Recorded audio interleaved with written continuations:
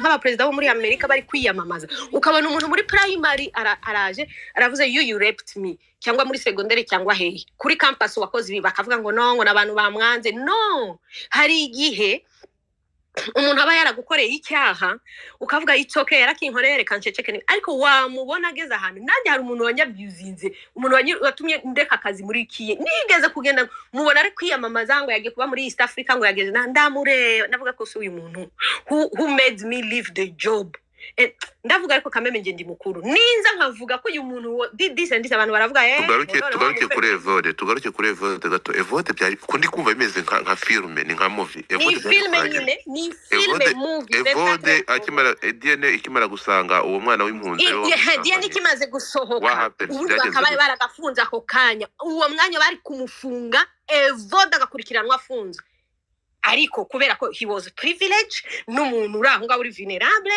akora ahantu hitwa mu nteko aho bakora amategeko n'amabwiriza Evode went back at work ngwazajya kurikirana iby'urukiko how can you even gusubiza umuntu nk'uwo wanze umuntu for the whole year nubwo bwose urubanza rutari rwabikatada ariko at least there is a DNA ya sohotse nute wamukipinga mu kazi ariko umuntu ukekwaho ruswa ukamwirukana ni handi babyira ko ibibazo bya DV ntibizarangira muzajya muza mwirirwa hano muvuge ku masipe ntibizarangira kubera ko initially murebe jana ukuntu yabaye Godfather Libe yarafashe ifiling case igiye muri prosecution idindiriye aho ngaho kubera ko niba yatanze ruswa niba ziranye na bari abantu sinshaka kumenya what they did but what they did was dirty association de malfaiteurs urumva umuntu none finally the long story bamufashe DNA basanze niye ubwo murumva ko ayo masaha atari amasaha yo gufunga Evode bakavuga Evode agomba gukurikiranwa afunzwe kuri izi drama akoze umwaka wose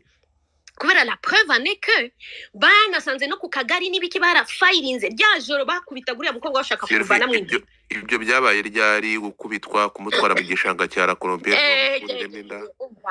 byabaye mu mwaka ahise imyaka 5 ni muri 2018 byarangiye bite aho byarangiye Evode yasubiye mu kazi très bien nk'umusirimu mu nteko wambara amakoti aricara akomeza akazi noneho baduhereza ngo umuloya ni wari wa Legal Aid Forum wadufashaga gukurikirana case noneho isubire mbese mu rukiko niba ari wherever iburanishwe first some of those lawyers bagenda muri influence kwanza ya ntuza ya Evode you know DNS kuboneka byo byatumye byoroha ko some of the lawyers bagiye nabo kuri side ya Evode nsaba Legal Aid Forum inaduhindurira n'umuloya finally bigiye mu rukiko bigiriro urukiko urubanza rurabaye tugiye twese mu rubanza barabidocumentinga byose kwanza mbere yuko tujya mu rubanza baramuhamagara n'umujya Evode umwana su wawe ntabwo ari kubyanga tangira gutekinga care y'uyu umwana nibiki utange ya mafaranga ibintu byose bisabwa nibiki ako kanya kwanza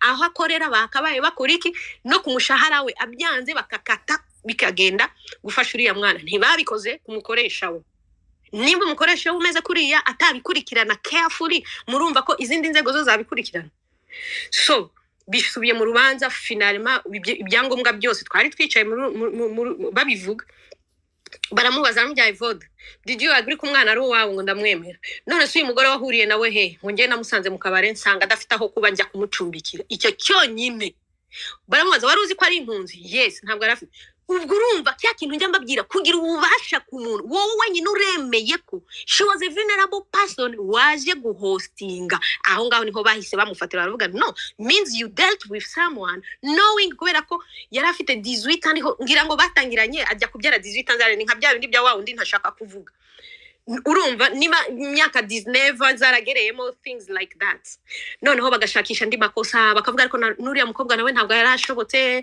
ngo imyifatire ye iki ko wari uzi ko wowe umu intellectual ukora mu nteko ko wari uzi ko umuvanye mu kabare ariho akora kugira ngo agire amaramuko she's a woman who has gone to look for job wowe nk'umuntu mukuru ntabwo wakabaye mukurikira kubera the girl is doing her job nk'umuntu wo mu kabari ariko iyi connotation yo kuvuga ngo n'ubundi ni umukobwa akoraga mu kabari niyo mpamvu n'izindi nzego zose zishinzwe kumufasha they were running around ubu ngubu bihagaze gute yarafashwe ubu twaragiye bamukatira imyaka 10 uzi ko babishyira muri system tugiye kumva iby'urubanza Evode yari yarahunze yaragiye niho film izingiye noneho turagaruka turavuga c'est n'est pas possible umuntu tujyana no kuri prosecution ni baravuga ntimugire ubwoba turimo turamushakisha ubu Evode ntabwo ari mu gihugu sinshaka kumenya aho ari niba ari mu gihugu niba ari munsi y'uburiri niba ari munsi y'ibitaka niba ari hehe sinshaka kuhamenya ariko understand jani umukobwa yagiyeho iri traumatic twese twakurikiranaga iyo case abafeminist barabatuka bakora iki ako finally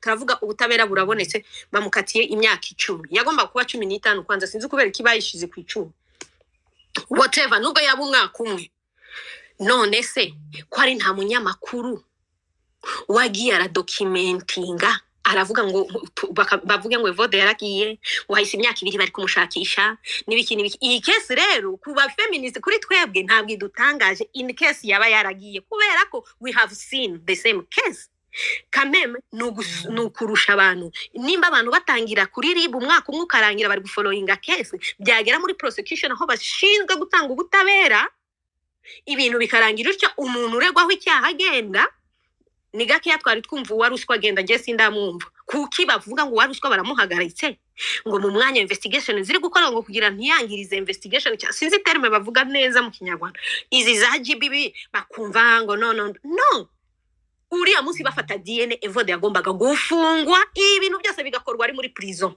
they never did that so amakosa na Evode yo nyine only no inzego zagombaga gutanga justice they took it lightly noneho wavuga ngo uri umunyamahane ngo ibiki ni kuri yana abafeminist bicecekera kuki abantu bari bumvuge ko ndi umunyamahane let me keep quiet Sylvie kangushimire no kuvuga ngo good morning Rwanda good morning everybody asigaye umunsi umwe tukumva ibizava mu byo kujurira ngo barajuriye urukiko Prince Kid amakuru turi kugezwaho ngo nuko ari gusoroma inkeri muri Australia ari gukora mu murima wa Hobe Australian radio murayizi bafite umurima bateka bahingamo inkeri niho Prince Kid ari gukora ejo bundi Elisa yaragiye ku bitaro by'umujyi umwe wo muri Australia ngo yaragiye kwipimisha ngo niba ari iki niki ariko simagira ngo tuzabakaraje ikintu bita ifoto ibintu nakasa mutwe so ejo nabonye Anne Marie yanditse abaza mu magambo atuje ati umugoroba mwiza urubanza rwa Prince Kid harakurikiraho iki mwabibonye ibi bintu yakotinze ikinyamakuru cya Kigali Today sinzi muri kubyumva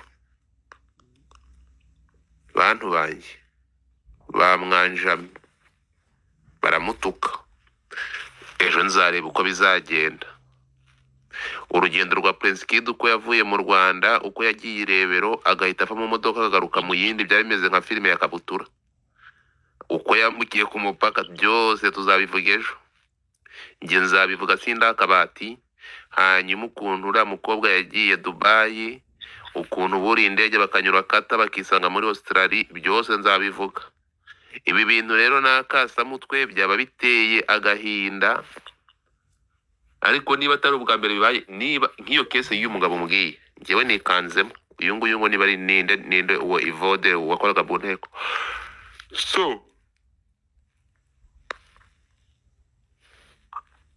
Prince Kid najurira ejo bizatwara imyaka engahe kugira ngo urubanza rugende bazarudindiza bigende my friend umuntu yaratubwiye ngo byonyine Olivier wa Volcano ngo ari willing kuba afite ububasha bwo kwishyura miliyoni 500 zo gucecekesha Prince Kid ariko se twibagiye ko ibyo bakoze hari abantu batigeze bavugwa tuzazanamo Tom transfer ni byinshi hari abantu bagiye ibintu bagiye babiceceka ibi bintu hari ukuntu Prince Kid yagiye hariya ubundi Prince Kid yaragiye yibambira abantu bose yakoranye nabo ariko dufite amakuru ibi bintu bari abagabo bose yera bashyize ku murongo nzabavuga ubundi zikamwo zitahanye so gukora iyi advocacy yakora aba bakobwa ngo bamukatiye no sinyo mukatira imyaka ntagende kujya gusavinga igihano justice abakobwa bahani iyi reka dutegereze ejo nabonye abantu ko mukunda karengane mwashimishijwe nuko Prince Kid yasohotse akagenda Interpol izakora akazi kayo bagarure Kabutini ijye gusavinga ibihano by'ibyo yakoze. Urumva my friend, yewe niba urukiko rwaramukatiye nuko ibyo byaha yabikoze naza bisavingi, bitari ibyo hazaba harabayemo uruhare. Reka tugaruka ahangaha. Ejo uriya munyamakuru yagiye kubaza Oswakimu, aragenda ahamagara RIB, bavuga ko batazi ahantu Prince Kid ari, ko nta makuru babifiteho. Ahamagara urwego rw'abagororwa, ibingibi yaje kubitubwirana. Bamubwiye ngo iki? Njyewe ndacyashaka ikarita ya RMC. Ni RMC harya? Ngomba kuba umunyamakuru w'umwuga, rega none se ko ari byo bibagezaho amakuru. Ubu ngubu ndi kumanuka ngashaka ikarita ya RMC nkajya mbakubita ikintu bita inkuru. Urumva? Naho abangaba bandi buri hari amakuru njya nanga kuvuga kuko ntafite uburenganzira bwo kuyavuga. Urumva hari breaking news manashobora gutangaza, niyo mpamvu urabona mbere yo kuvuga ku kintu ndamanza ngategereza ikinyamakuru afite ikarita bafite ikibarengera. Ngiyewe ndengerwa n'iki? Ko ndamutse mvuze ibyo ntafitiye uburenganzira bashobora kunkamura nk'amatotwe. Niyo mpamvu ntegereza nkavuga ibyamaze kujya hanze, bamara kubivugaho noneho nanjye nkaza nkabivugaho, ariko nkisha mu mwamvuri w'abari bafite iyo karita nubwo burenganzira bwo kubivuga. Niyo mpamvu reba iyi case ya Prince Kid iragiye nusura, ariko urabona byankundi neza yavuze ngo ni jyawaze propaganda ngo bamufungije ngo kubera ngo namusajya amakuru. Yes, ntabwo namufungishije, ntabwo ngende Mutesi Jolly, kandi Mutesi Jolly ntabwo yamufungishije. Uriya mugabo yakoresheje amagambo akakaye, yafashe umuntu aramwibasira ajyana namubwira ngo nagende ngo areke Prince Kid. Ibyo bintu nubwo mwandakariye, I don't care. Hari by the way kaka video ndaza kugaplayinga, uriya mugabo avuga ngo ibyago ngo ishyano u Rwanda rwagwishije ngo n'umunsi inda ya Mutesi Jolly yavutse. Hari amagambo ngiye ntiyigeze nshimisha, ndaza kugashyiraho. Urumva? So niba ibintu bivugwa umuntu akazana agafata side victim bagacecekeshwa, undi ahubwo itangazamakuru ryakabaye rishyira reality hanze bakabikoresha bakagenda bakakinyuma Prince Kid kuko yabajundikishije. Akosha Prince Kid sinigeze mukiraka, murabizi iyi case igitangira nesuye Mutesi Jolly mubuza amahoro, nzi ko ari umugambanyi. Ariko my friend, nta minsi ntavuganye nawe ni Elisa na Iradukunda wananiye akanyuma amakuru. Nta wundi minsi ntavuganye nawe. Umukobwa wese basizaho agatoki navuganye nawe.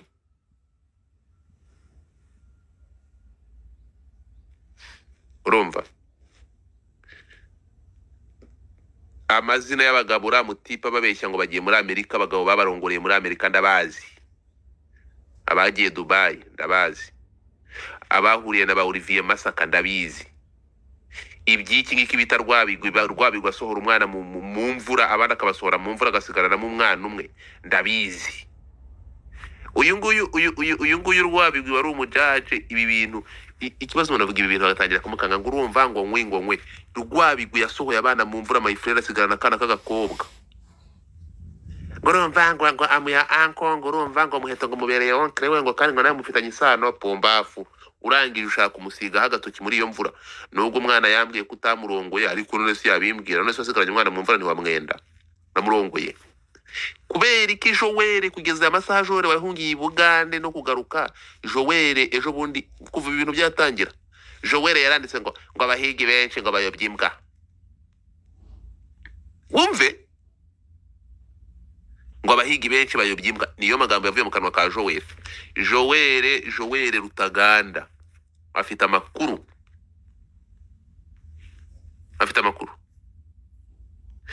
Uyu mugabo wo muri Koje Bank, aba bantu, uyu mugabo wo muri Koje Bank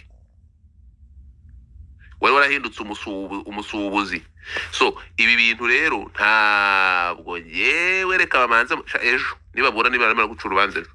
Ibintu bya Prince Kid tuzabivimuzi tubivuge nka public, no kubivuga ntabwo tuzinjirira mu nkiko kuko my friend kuvuga ku manza zo mu nkiko ubugiye kwataga inzego sinabikora. Tuzavuga rumaze ziri hanze tutibimenyetso setu. Urumva? Ariko Prince Kid niba yaragiye, ibintu bizabirimo akagambane gakomeye. Prince Kid azaba yarashatse guhishira abanyembaraga nabo bakavuga ati genda. Ahubwo Prince Kid ndakubwiza ukuri, Prince Kid nuko nawe arakasa mutwe. Ubundi Prince Kid iyo biza kuba ari nko mu bindi bihugu, nuko ari mu gihugu kiri protected, igihugu batashobora kwikorera icyo bashaka, barabanya amafaranga. Ubundi Prince Kid kese gitangiye bari guhita bamwica. Nuko Prince Kid yisanze mu Rwanda igihugu kigendera ku mategeko, igihugu kirinda abaturage bacyo. Ibi bintu yaba byarabaye nko muri leta zunze ubumwe za Zamburi, Prince Kid aba ari akarambo, baba baramwishe kera kugira ngo kesi ifunge, baba baramuzimije. Ariko Prince Kid niba ari kenza yashimira muri ibintu yari yarishoyemo, ajya ashimira leta y'u Rwanda, kuko yaza ko ari nko muri leta yindi Prince Kid bari kumuri gasura.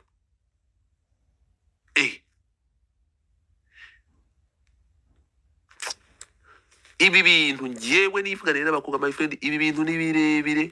Abana babohereje za Dubai, abana barabariye, ibi bintu byari byaramaze gufata urundi rwego, urumva. Ariko dore, ariko uribaza ikintu kizibya itangazamakuru, ni iyihe kese yabaye vario, ni iyihe kese yavuzwe cyane nk'ikese ya Prince Kid? Ariko ni gute bashobora kuza rumazi bakavuga ko Prince Kid yasohotse kandi yari yakatiwe, akaba yavuye mu Rwanda akajyana n'umugore we? Nta gitangazamakuru na kimwe gishobora kubivugaho. Must be fair. Mwarageza ngo abakobwa babaye ntuza, kuko barazi ko nokatira imyaka bamukatiye, nuko ibihano byatanzwe, no one nta uri kuvuga ko Prince Kid yagiye. Urwego rushinzwe imfungwa ko yakateye amasaha akaba ari mu maboko yandi, urwego rushinzwe imfunga bararubaje baravuga ati ntabwo umuntu aragera mu maboko yacu, ntabwo ari uwacu, ni mutubazi. Urumva, babajije ribu baravuga ngo ntabwo umuntu nta makuru bamufiteho. Ibi ngibi twabibwiwe sinatumye umunyamakuru wifitiye ikarita y'akazi akajya kubaza. Naramubajije, uri kurinda wajya kubaza ribu, uri kurinda wajya kubaza izo nzego z'intuza, reka nguhereza abantu baza. Why don't you go in immigration? Umunyamakuru ufite uburenganzira, tubarize immigration amakuru niyo Prince Kid yasohotse mu gihugu. Yagiyeyo, yigezayo, yarajya atubwira iki? So abajya beteteka rero Prince Kid bari abakobwa, ibyo kwanga bamukatiye imyaka 5 adashobora kuyisavinga. Prince Kid ntabwo yakatiwe, urumva. Ibyo yakoze yarabikoze nyine. So it is what it is, nuko bimeze. Akaza mutwe ibya Prince Kid ndegereje, mufite amatsiko y'ejo kureba ibi byo kujurira bizagenda biti. Prince Kid yakaba yajuriye ari muri mabuso, kajya kuryozwa ibyo yakoreye bari abana b'abakobwa bato, urukonyumva. Ariko Prince Kid icyo nzi cyo, aramutse agiye muri gereza ibintu ni bibiri. Bata muri Prince Kid bamukatiye, yahita bavuga bose, yavuga story yose ukuntu yagiye. Impamvu bamubwiye akanga kubura, asaba kuburanira ku karubanda bakabyanga ni iyihe?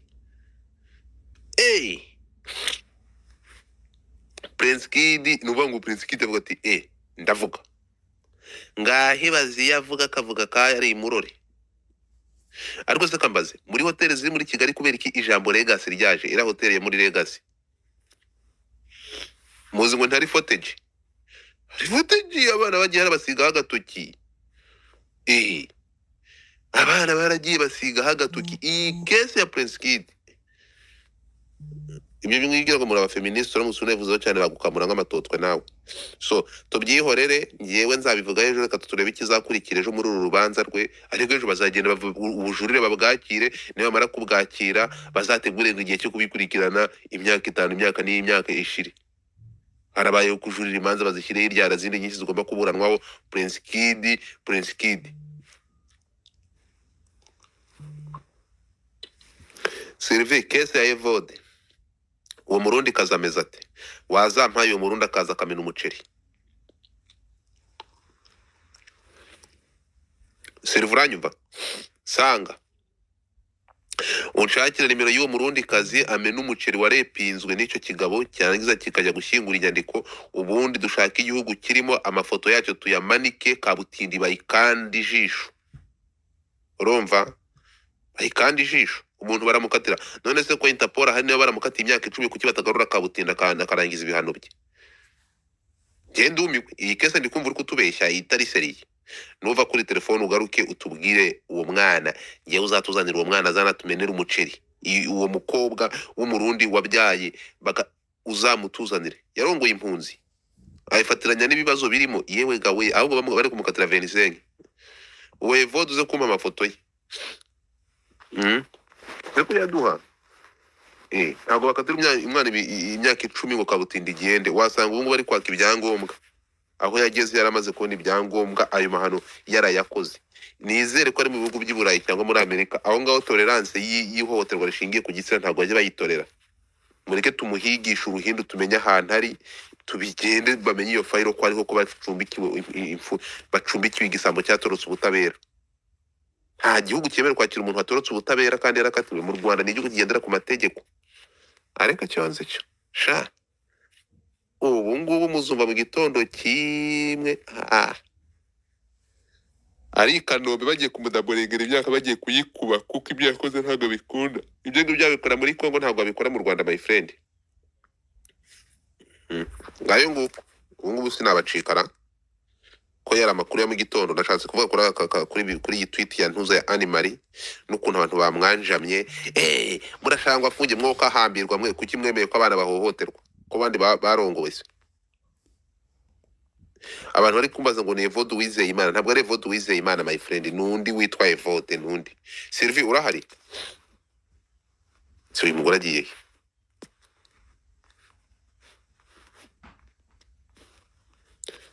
Ramadan. Evode ndamubonye.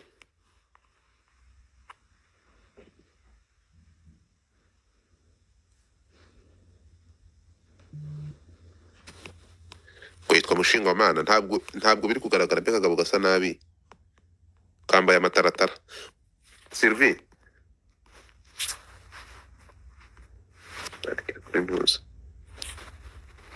ntabwo ari uwo nguwo mani. Abantu muri kunyoreza amafoto ya ntuza ntabwo ari uyu.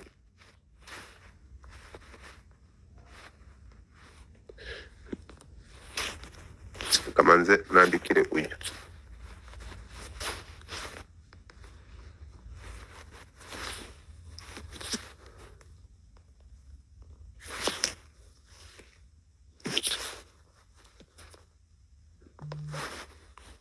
Usanga agiye kuri telefone ntabwo aragaruka.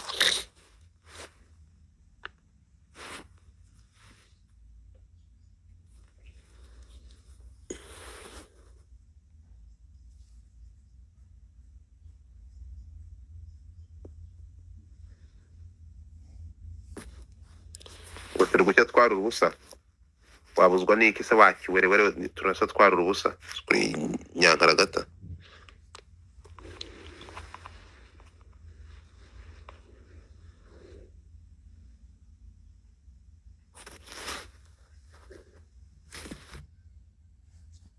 Reka ubwo busa tubwarure sha, reka ubwo busa tubwarure. Ariko niba utekereza ko ari ubusa, nyine ubwo uzabireba.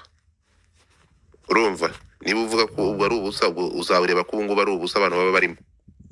Niko ubitekereza? Niyo yaba n'ubundi keretse ikintu kimwe cyamukiza, keretse aramutse apfuye. Nabyo vanga turi gucya twara urubusa. Twara urubusa se wibaza ko isa, my friend, isi yamaze kuba umudugudu. Ntabwo kugenda yabaragiye se yajyaye. Niko utekereza ko ibingi bishobora kumera ko yagiye muri bose bihagije? Ngiye mfite amatsiko y'ejo umunsi ndikora amasaha atari kugenda ngo ejo bigere twumve biva muri kujurira. Ngiye ndi kumva aribyo. So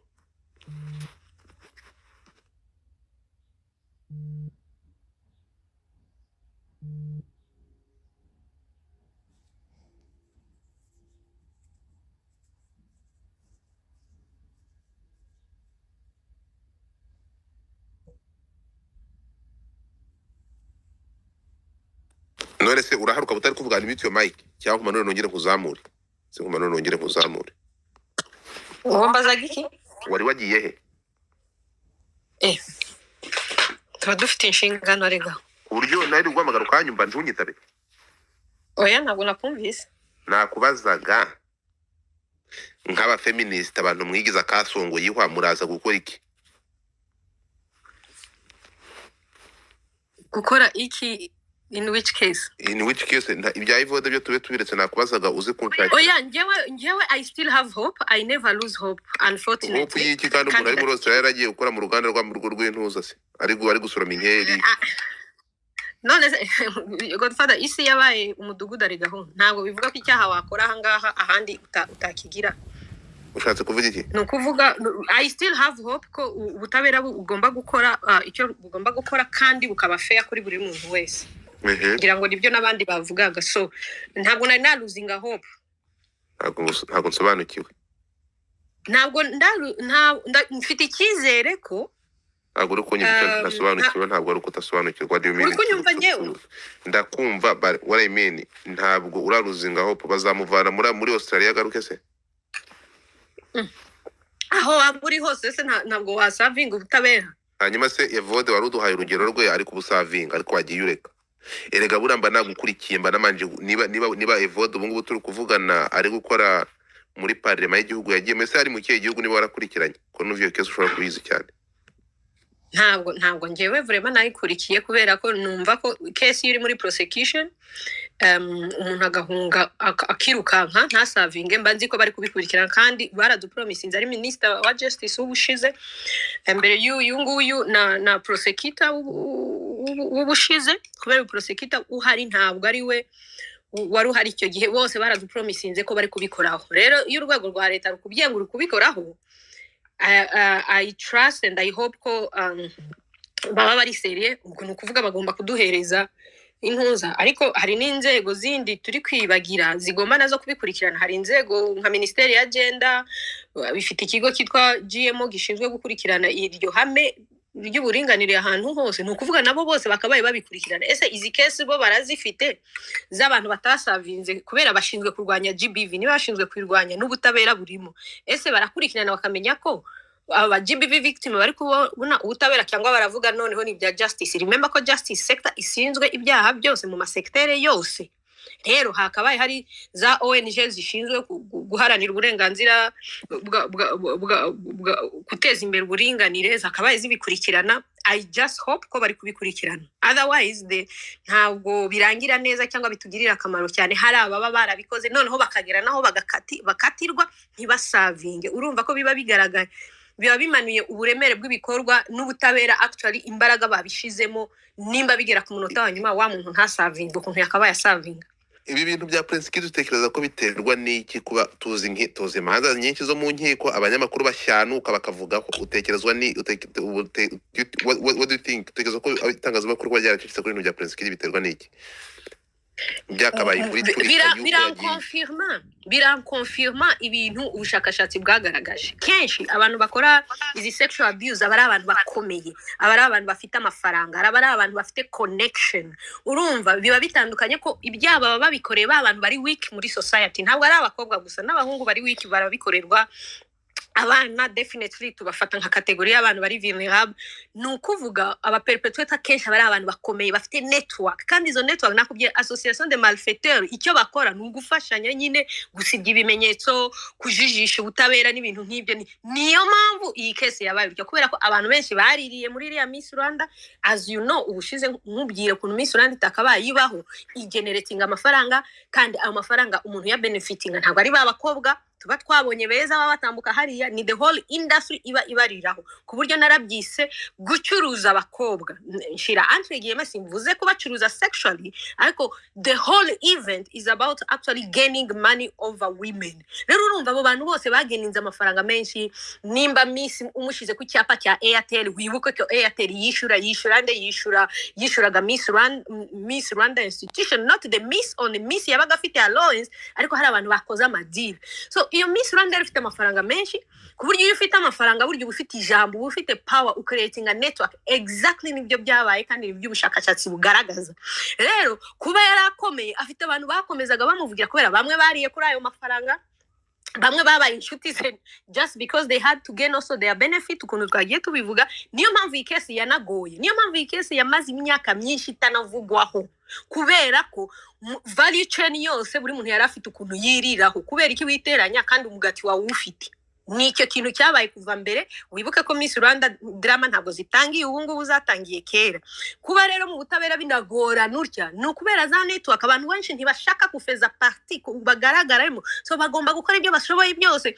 nk'aba bantu mwatugiraga amakamera bagiye gusanga yarazimye se azimate amategeko en fait avuga iki ko polisi nzi ko ibisaba ku rwego rw'umutekano ko amaresitora n'amahoteli agira amakamera ese bababwira ko ibintu mugomba kubifasha hahise imyaka ingahe kubera nzi ko hagomba kuba hari amabwiriza nimba barabiyefashije iyo hoteli definitely ubona kuri complice alo kuba abantu bose tutarababonye mu butabera ibyo yari feriya ya mbere kubera ko bose bari aho ngaho none sibyo barega Prince Kid nta batemwe bahari nubwo umutemwe yaza akavuga akamubeshuza akavuga no ntabwo nabibonye ariko akaba hari uwo mwumvishije ko tumva baguma kuvuga ko abakobwa babaye amakode ese abandi bari barimo ni bande za hotel ntazo twabonye aba driver ntabo twabonye abanyamakuru bari barimo ntabo twabonye aba judges bari barimo ntabo twabonye urubanza nyine rurakomeye ariko finally bigeze ahantu bavuze ngo umuntu bamuciriye urubanza then ibintu bibaye iki isuputeno urubanza ntabwo rworoshe nta nubwo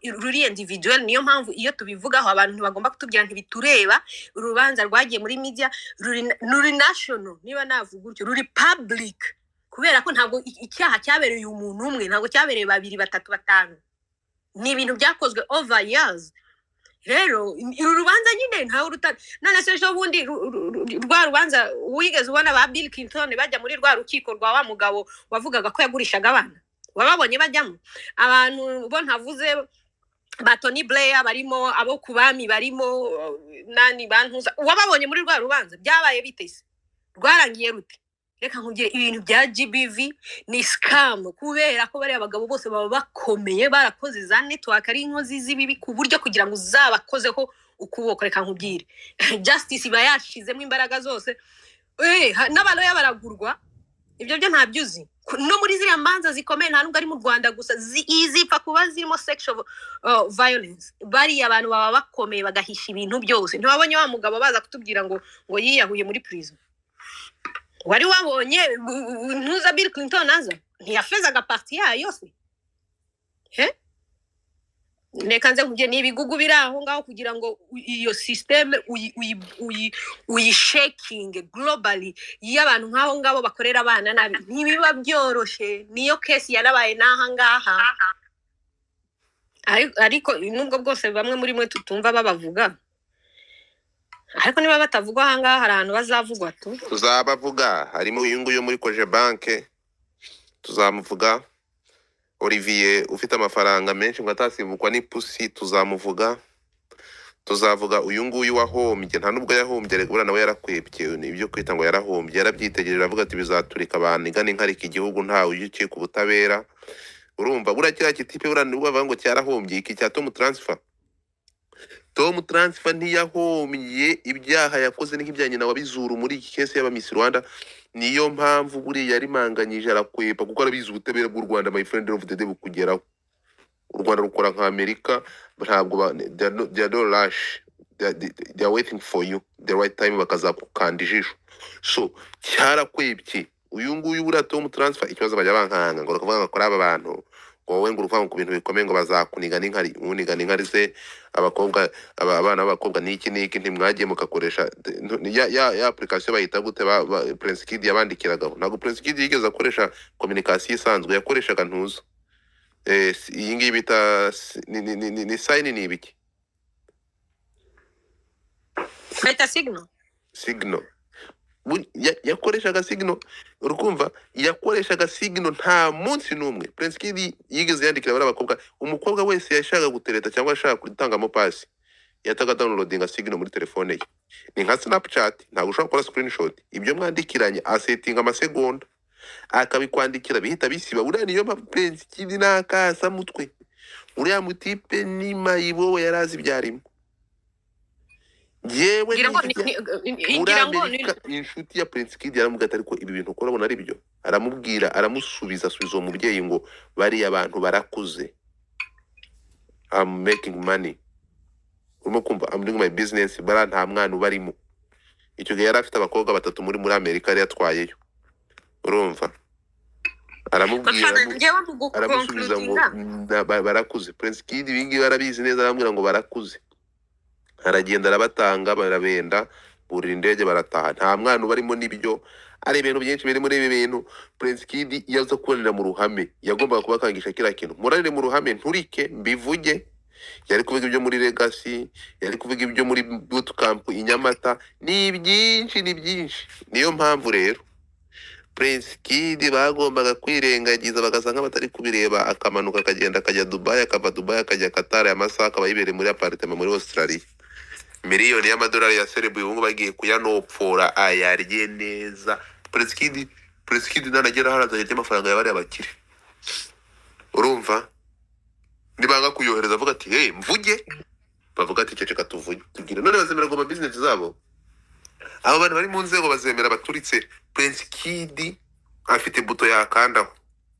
Urumva? Hanyuma bikaba tugakoresha yavuga ngo ireshanje image. Niyo mpamvu Prince Kid wasanga n'abamuciraga urubanza harawe yahaye pasi bagasiga hagatoki. Prince Kid wowe niko Prince Kid igeze ubona hari ikintu kimukanga muri uru rubanza. Wasanga no muri bari abantu bari abanyamategeko hari ukuntu yagera gurya akamubwira ati buri urabona kugira ngo ucure urubanza neza nuko ubona ukagira gutya umwana akagukorera ka massage, umugongo akawurambura, amapine akayashyiraho Canadian tire. Urumva? Tire hari ukuntu muri sino bajya bafata amapine abundi twe tugira amapine ari mu bwoko bubiri, amapine yo muri sino no muri sama ku izuba. Rero muri baravuga ati kugira ngo ufate highway neza ucimanza neza nuko bagomba kuguhindurira amapine bakagushyiriraho ayo muri sama. Urumva? Bakagenda dufite abana n'abasirimu bazi gukaraga amapine, bakayakaraga bakayavidura bakayavanamo vidange. Rero mbere yuko nguha ijambo ariko nagiye ureka manze mvuge nubwo ibi ngibi ndi kuvuga ntabisubiramo. Ibi bintu byo mu nkiko ni cases ziba ziri sensitive no kubivugaho. Ngewe icyo nemera kimwe, nemera ko dufite ubutabera, nanashima ko buriya iyo ufite ubutabera uba ufite byose my friend. If you see how ukuntu bakurikiranye bino bintu, abambere bakamugira umwere bagakurikirana bakazana ibindi bimenyetso kabutindi, icyaha kikayifata, ibi ngibi nuko byagombaga kugenda. Ariko ni agakino kakinwe, banze ko abana bazaza rega n'abana nta wamenya basanga bafite utundi tumenyetso niki. Urumva?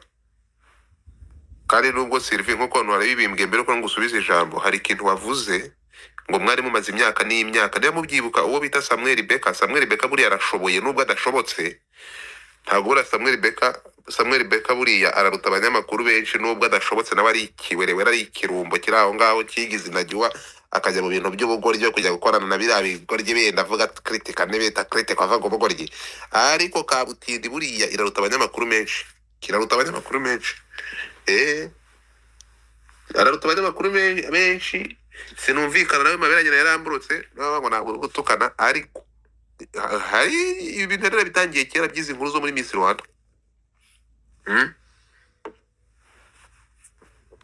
Nubwo ajanga kanyataka kubona mu bwije ukuri ntabwo byansashobotse, ariko arashoboye. Arashoboye. Ibi bintu buriya afite ukuntu bikurikiranye kera ibintu bya Miss Rwanda. Rero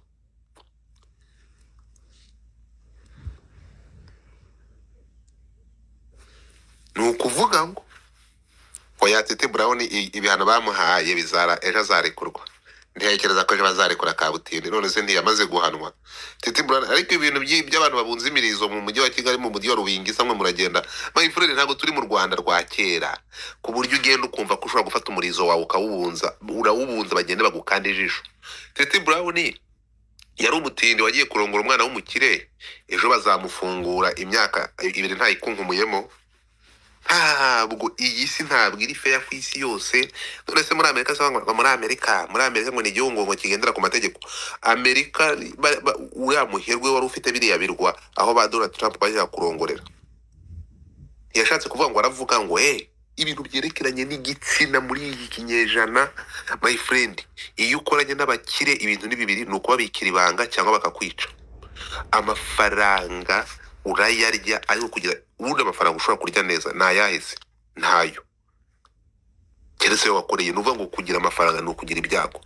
Uriya mugabo yakoranye na Donald Trump, umenya byinshi ukabazwa byinshi, akorana nawe baragenda baramukiza ingaruka zije Donald Trump yari perezida kiriya gihe yanze kumuvugira, umugabo yumvaga ko azamuvugira, baramukatira.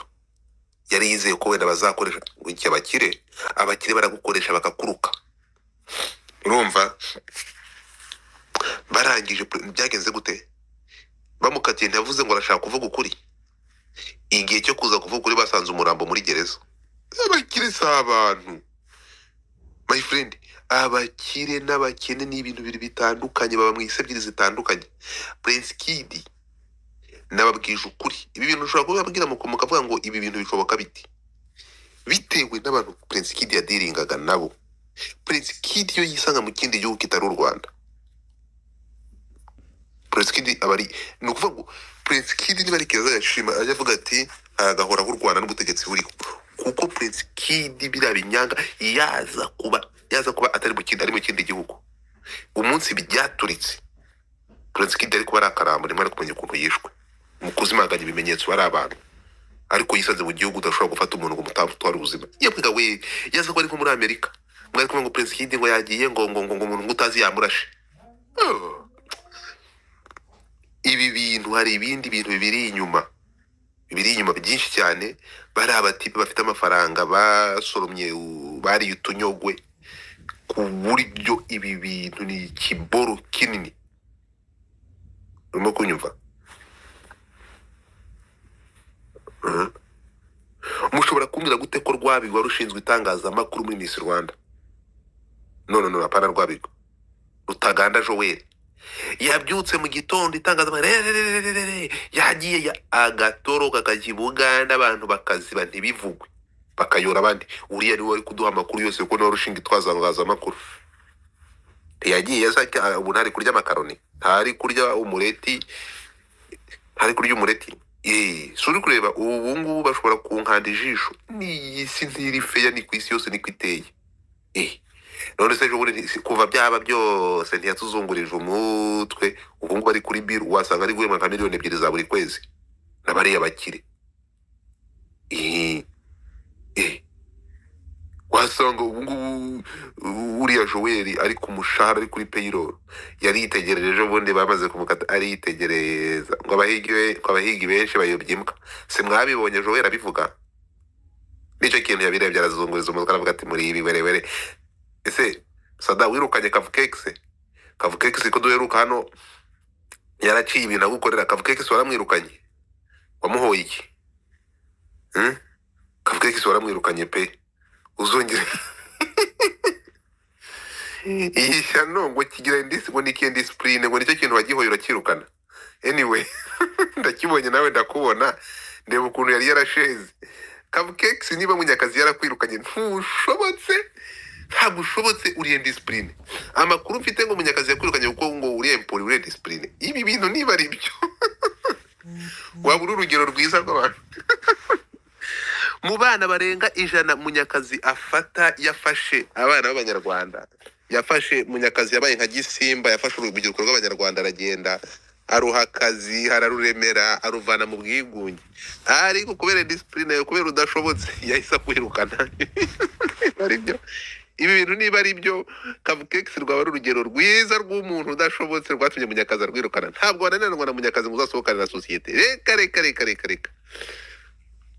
Aya makuru ngomba kuzakurikirana kamenya impamvu Munyakazi yakwirukanye. Niba Munyakazi yarakwirukanye bitewe na discipline na sosiyete, tugomba kukwirinda. Ntabwo ntadukiriye topic turi. Kavuke wapfuye ni iki cyatumye sobuja agusohora ukagenda? Nubanze umugani wawe gutyo bikoze ubu niyo nuze ikintu ari kubanza gukora cyambere, ukabaza ngo uriyo cyanturiyo. Ndabaza kuko yaravuzwe kandi kuvuye ko bivugwa. Nibyo yarakwirukanye cyangwa uracyakorana na sobuja? Ayo makuru savugwa nande mbere yaho? Ni ubwa mbere ubyumvishe? Oya, nshobora kuba ni ubwa mbere ngiye mbyumvishe amatwi yanjye. No, uravuze ngo ushobora, urabizi ko atari ubwa mbere biravugwa, kandi urabizi ngiye iyo bingezeho ntabwo mvuga yagira muvumbi kumuvuma. Nibyo mu bantu barenga 100 uyu mukozi w'Imana wagiye imaka tukabibona akambara twarabibonye, ubikorwa bya Munyakazi turabizi. Nibyo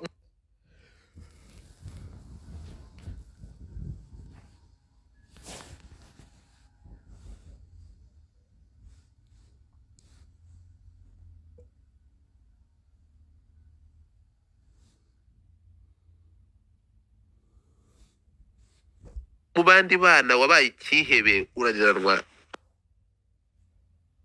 ariko nuko nari uzi sibyo no ndakwa tubwire byagenze ntabwo yanyirukanye wahinduye inshingano uretse gutyo ntabwo ari gusa yanyirukanye kandi sidati ni umuntu uvugisha ukuri aba yaranyirukanye ndabizi ko ibyo rwose yabikubwira cyangwa kandi nanyirukanye yanabikubwira ariko mani ntabwo ukuvuga ngo discipline se ninde ntabwo yanyirukanye mani uracyakorana nawe aracyakukoresha ibyo bindikira ibyo bindikira nta nduru ivugira ubusa baraje baravuga ati ariko ntabwo yanyirukanye icyo ugomba kumenya ntabwo yigeze anyirukana sibyo ntabwo yanyirukanye okay warasezeye mu gipu wasezeye mu kinyabupfura ariko ngenda Rwanda uri nziza oya urabizi ko ntabwo ushobotse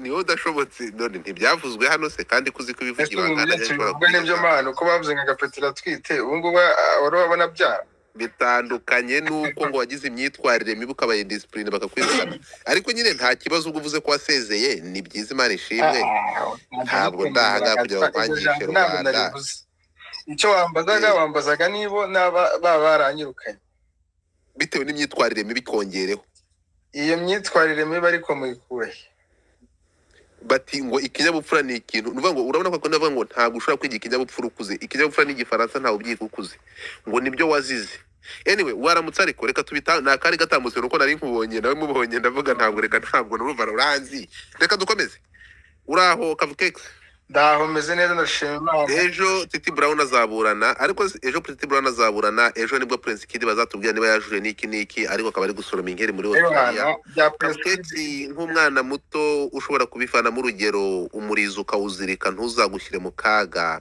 ni irihe somo wavanye muri izi manza ebyiri z'aba bantu imanza sinanubwo ari n'ibintu nyine maze kubona wenda nabonye muri kino gihe ni ibintu nyine nabonye kuva kera sibyo ibintu byo kwirinda ikintu cyitwa icyaha icyo ari cyo cyose kuko iyo umuntu afunzwe iyo umuntu agiye muri ribu ntabwo uba ugiye muri resitora ngo ugiye kurya ntabwo uba ugiye muri hoteli ngo ugiye kuryama neza nyine uba ugiye muri gereza uba ugiye nyine muri ribu uba ugiye nyine ahantu hatari heza ntabwo muri rinuza ari ahantu heza ikintu cya mbere ni ukwirinda icyaha n'igisa nacyo icyaha cyaba gitoya cyaba ikiremereye cyane cyane bino byaha biri by'ihohotera uri kubyumva byo guhohotera yaba umukobwa cyangwa se umuhungu icyaha cyihutirwa icyo ari cyo cyose kukirinda kwirinda icyaha cya ruswa buri icyaha cya ruswa nacyo ni icyaha gikomeye kuko icyaha cya ruswa barangifata nk'icyaha cyo kugambanira igihugu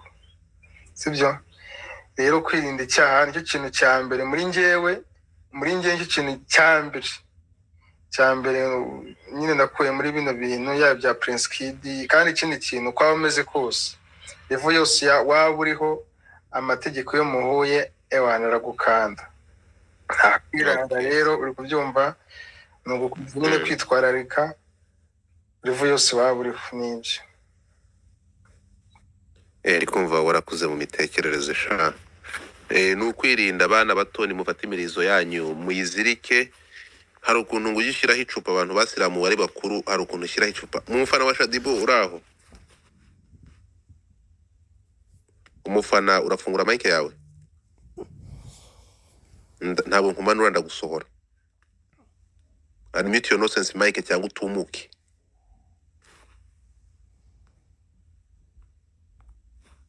kankumanure Christian urahari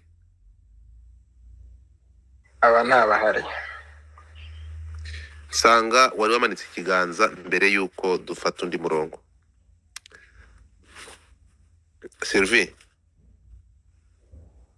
Sylvie yupo so gahunda nuko imeze ngiyewe ejo nibwo tuzavuga dutegereje kureba ibizava mu rubanza ejo nubwo mwihaye Give me 1 minute. Ndaje nguguhe nubwo mwafashe animal mukamwanjama ngo ntabwo agomba kuva kuri Prince Kid ariko mu Rwanda se ko nabonye hano nta kosa ririmo ariko ino ni inkuru yanditswe nta kosa ririmo uretse gato ikintu ndi kubare ikintu ngomba kubabwira kimwe mugomba kumenya mumenye ko isi yagwiririye dore na bya bindi babatinganye bamaze kubahereza isoko. Nabonye Kiliziya Gatolika, kandi mu Rwanda murabizi ko muyemera kubi, ariko ubu ngubu nta kuntu leta habaho amatora ibintu by'ubukristo bakabivana mu Rwanda bakabica. Ni ukuvuga ngo niba Kiliziya Gatolika abazungu baje kutubeshya, ubu turi kuvugana bamaze kubishyira ku rundi rwego. Papa ejo bundi yemeye ko abatinganye bagomba gusezerana, noneho ngo n'aba bandi bamaze guhindura ibitsina ngo bagiye kubemerera bajye babatizwa. Ntabwo nzakandagira mu rusengero ukundi ariko Godfather, ntabwo, reka babwize ukuri nicyo tuvuga ibi bintu roho mbi. Ubundi Kiliziya Gatolika ihagarariwe na Sekibi. Ni gute ufata abantu bahinduye ibi bintu by'ubutinganya byo bigiye gutuma isi irangira? Ibi bintu by'ubutinganya, nk'umuntu afata igitsina cye akagishyira mu kibuno cy'undi ngo ni uburenganzira bwa muntu. Ubwo burenganzira buzabarenza ijuru, murakakubwa n'umurwa. Nta muntu ukora ibi bintu uzabona ijuru. Iki ni icyaha kinuka. Ariko ibaze ngo urwo rusengero kose Kingdom Mutinzi, urwo rusengero ugafata urusengero ngo ni inzu y'Imana, ukajya kuyikoreramo uwo mwanda mukabiha n'umugisha. Ariko turabizi abapadiri nibo bantu, ariko si ibintu ndi kuvuga ntafite umunyamategeko.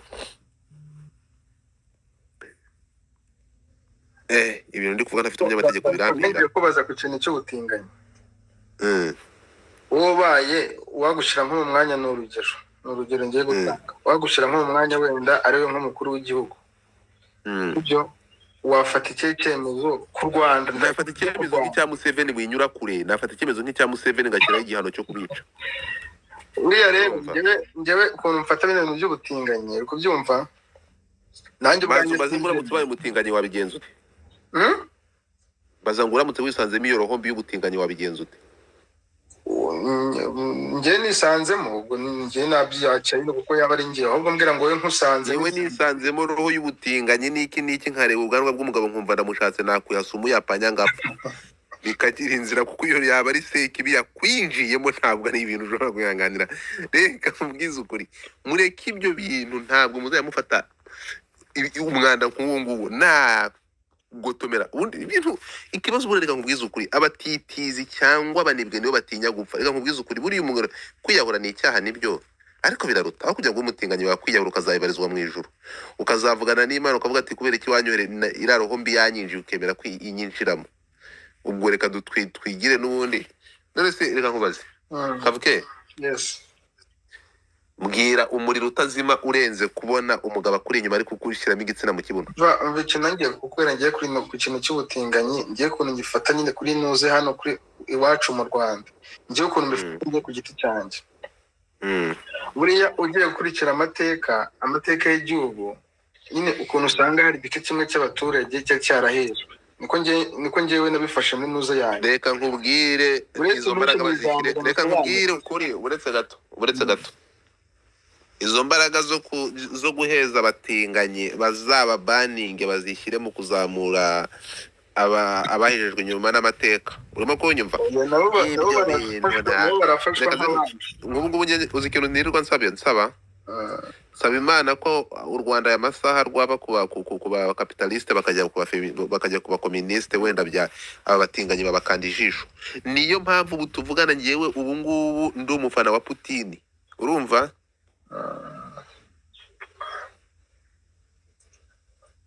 Urukumva?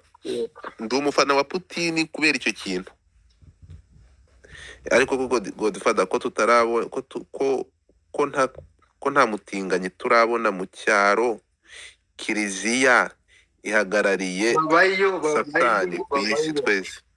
Uwo muntu uvuga ngo ntibabayo, azaze mujyane mu cyaro cyo mu karere ka Ngoma ahantu kure bita Gashanda. Nta hantu bro, ni mu cyaro nyine, ni mu cyaro. Ubu umuntu mba mu cyaro nyine abyumva ahantu nyine kaburimbo, umusaza uri kuyubaka fresh nyine, ahantu iterambere kirimo kuza, ariko ntabwo mu cyaro.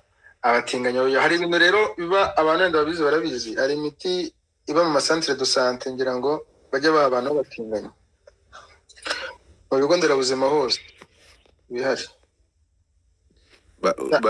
None se iyo miti bayibaha bararwaye? Oya, none se batinganye sinzi nyine ukuntu ibibuno byabo byaratatamutse. Mana irihangana, ariko mana niba ibyo batubwira biriho, imiryango yabo isapurayinga iyo miti rero, nayo pimo byaranjyaga mbibonayo mana. nta rero batinganye batava, yaba mu mujyi yaba mu cyaro. Ahubwo mu mujyi ni uko ariho basa nkaho batinyuka mu tubari, nyine ugasa nkaho batinyuka nyine bakigaragaza, ariko abamutinganye bose barahaba. Ahubwo mu mujyi usanga baba baratinyutse byatari, nyine bagatinyuka bakirekana. ubwo ngubwo ujya batinganye tube tubishyize iruhande, dore ni wowe uje uratuvuyanga, reka twigarukire kuri kesi ya Prince Kid. Ndabona uwahoze ari umukuru w'intara y'Amajyaruguru Gasana Emmanuel yatangiye kuburanishwa akurikiranyweho ibyaha bibiri: gusaba no kwakira indonke ngo akore ikiri mu nshingano ze, gukoresha ububasha mu nyungu ze bwite. Ibi bintu sibyo bajya bamanika kuko barikorera ko batazabikorera. My friend, itegeko ryo mu Rwanda nta muntu ritinya. Uyu muntu reka nkubwize ukuri, uyu mugabo yayoboye polisi, uyu mugabo ya generali n'izina ry'Imana. Muri Kongo nta generali ujya ufungwa. Nicyo nakubwiraga nyine cyo kuba wakoze icyaha nyine iyo waguye mu ikosa amategeko ararwana, icyo tugomba kwirinda. Icyo nakubwira tegereze ejo, urumva, reka dutegereze ejo turebe ibizava mu rubanza rwa Prince Kid, kumuburanisha adahari, ariko itangazamakuru naricishijemo amaso kubona iriya kesi ukuntu bari barayivuzeho, baranditse barandika, ariko asohotse mu gihugu n'umuryango aragiye, muracecetse. Urumva, uyu munsi nta muntu uri kubivugaho. Ewe muri ibitangaza, ariko ejo tuzamenya uko byerekeye, nibwo tuzavuga. Hanyuma Titi Brown wagiye kurongora umwana w'umukire ari umutindi, ibyo nawe ejo tuzamenya niba bamurekuye, niba ibihano yakatiwe ataburanye birangiye, ubwo tuzabimenya ejo, cyangwa niba azamukatira agatangira kubihana bundi bushya. Mufunge imirizo yanyu bana bato, cyangwa mushaka abagore, ariko muzashaka abagore gute? Mureke kumva Imana yereze Titi kabisa, Imana imwohe. ntabwo imwana imwohe. No, ibyo bintu nibyo ntagiye ntemera. Imworohereza ite? Hanyuma no imwohereze Imana irebe niba nyine, barebe niba nyine ibyo bintu yarabikoze abihanirwe, nyine bive mu nzira. Mane kumara imyaka 2 utazi ngo aho ngaho bizarangira neza. Mvuga ngo amategeko akora akazi kayo. Amategeko akora akazi kayo, ariko njye nakifuje nyine, njye nk'umuntu yewe nkanjye ku giti cyanjye, yewe namwifuriza nyine gutaha, kuko ni umuntu ukiri muto, Imana bagifite byinshi byo gukora. Kuri njye ku giti cyanjye nta kintu mwirengagiza se, ikintu kimujya mwirengagiza. Buri Abanyarwanda mugira amarangamutima, noneho amarangamutima agatuma mutizera n'inzego. Oya, kuzizera turazizera, ariko ntabwo bikora n'inzego z'ubutabera. My friend, reka nkubwize ukuri, urumva, ejo bundi hashotse icyegeranyo ko u Rwanda ari cyo gihugu kigendera ku mategeko. Warabirebye? Warabisomye ejo bundi? Bivuze ngo muri uko kugendera ku mategeko rero, hanyuma uzunga Abanyarwanda barashobotse ku buryo bashobora kubahiriza amategeko batabakanze ijisho. Mureke babazirike, itegeko ryubahirizwa. Yani ko bimeze. Cyane ibi bintu mwihaye mujye mubireka.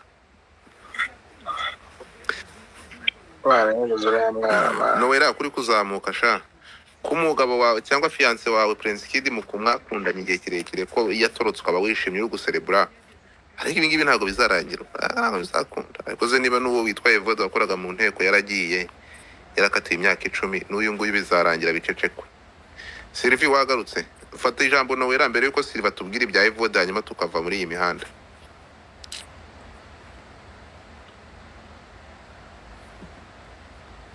Agapeti kabutindo wasanga itaranazamuka. Agapeti gakonje.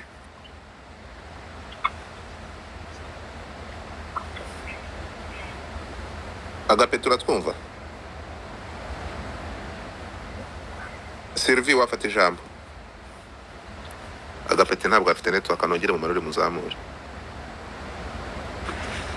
Inkuru za Evode nari nazivuze bihagije. Inkuru za Evode turashaka kumenya niba uwo mwana atarigeze abona ubutabera. Kuvuga abari bashinzwe kumuhereza ubutabera barabumuhaye, ariko abari bashinzwe kubushira mu bikorwa ntibabukora. Evode ucakira amafoto. Kuvuga bamukatiye imyaka 10 nyine. wambaye Ngiyo amafoto ye article ya New Times. Ngiyo article ya New Times ndayiguhaye ntabwo biri gufunguka bira biboro wampaye ngiye uzi ikintu nshaka aho biri ntabwo aho uri ntabwo bifunguka nyine mufite ikibazo cya internet uze kumfasha umpereze ase wambona nimero y'ura mukobwa muri kamere yanjye victime ntabwo njya mugira aya aratari victime kandi araha ubutabera ubwo butashizwe mu bikorwa ariko yabaye victime ni ukuvuga njyewe turacyarindiriye kubera ko minisita w'ubutabera yaravuze ko bitinda biza bazatanga ubutabera ubwo niba barabishyize muri Interpol sinzi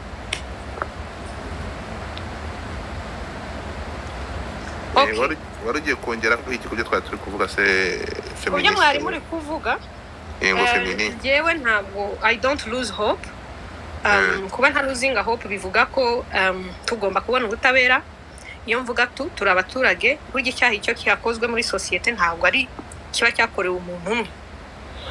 I'm equally victim for many reasons. Nyine as someone who have lost opportunities or who have been harassed by people bashaka happiness, maybe nkaba nagenda ni ukuvuga turindiriye ubutabera tutabubonye. Mu cyongereza bavuga that is a slap. Sinzi niba nabyita ko ari ukudukubita ikofi mu Kinyarwanda literally kubitranslatinga ariko Minisiteri y'Ubutabera n'inzego zabo tutabonye ubutabera that will be the slap. Tube twabonye nk'abantu bumva ko tugomba kubona ubutabera kandi bumva ko ibibazo by'ihohoterwa rishingiye ku gitsina bitarangira hari case nk'izi ngizi zakabaye ziberanisha abantu bose ariko zikarangira utya harimo ibindi mwavugagaho.